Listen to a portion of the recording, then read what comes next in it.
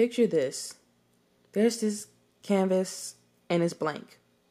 It lacks in every aspect and is waiting for a moment to display its potential. Now, imagine one canvas turning into pages of a book, waiting for the paintbrush to stroke and the ink to be drawn. From the pictures we paint to the stories we show, this is the coloring book.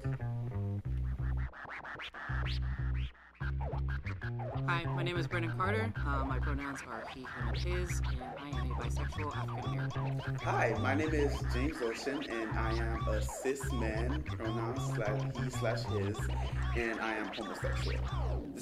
My name is Cadin Small. My pronouns are he, him, his, and I identify as a bisexual Afro-Latino. Hi, my name is Quintina Killings, and my pronouns are she, her, and hers, and I am a bisexual, gender androgynous African American woman.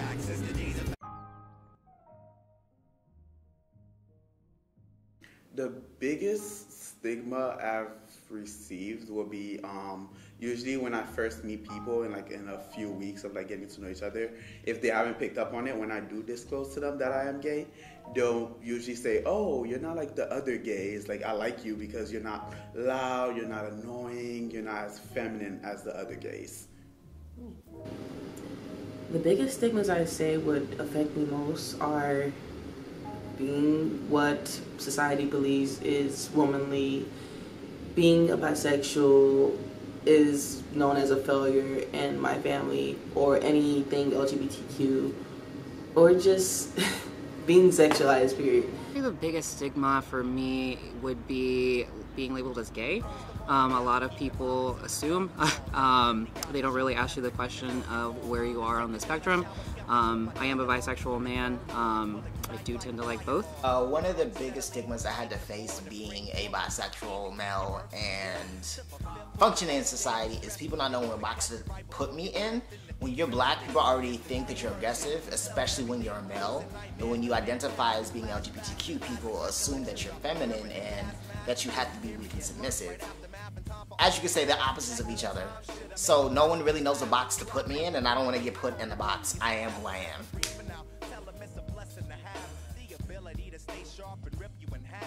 Actually, in my former relationship with my recent ex, in which he basically tried to peer pressure me into doing sexual things like going into threesomes and stuff, and that made me feel uncomfortable. That made me feel like I was unworthy, as though I was just a sexual object that needed to be objectified for somebody else's pleasure, and it just didn't feel good at all.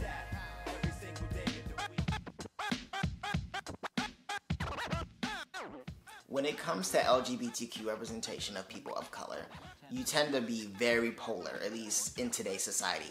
Either you're a hyper masculine like the dude from Moonlight, or you're hyper feminine like the dude from Unbreakable Kimmy Schmidt. There's no in between. And they're more in a classy viewpoint, in a more just formal and well put together. And for me personally, I could say that I can do both. I can be snappy, I can drink wine with my pinky out, and I can... Ready? I would say always ask the question. It never hurts. Better to know than to not know. And if I were to come up with anything, it would be #color me in the gray. I would basically tell them, you're wrong about me. I'm not this sexual, fleshly object that you can just fetishize about all you want.